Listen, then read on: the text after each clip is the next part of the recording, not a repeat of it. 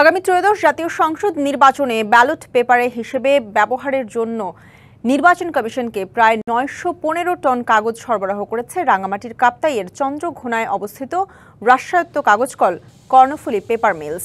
চলতি অর্থবছরে নির্বাচন কমিশন থেকে ৯১৫ টন সবুজ, গোলাপি, এজুরলেইড ও বাদামি সালফেট কাগজের চাহিদাপত্র দেওয়া হয়। এসব কাগজের বাজার মূল্য ১১ কোটি টাকার বেশি। বর্তমানে ইসির চাহিদার কাগজ সরবরাহ চলমান রয়েছে।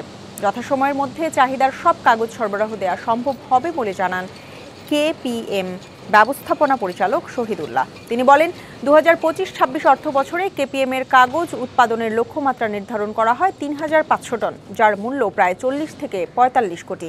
অক্টোবর পর্যন্ত উৎপাদিত হয়েছে ১০৯৩ টন কাগজ। বর্তমানে কারখানার উৎপাদন চলমান।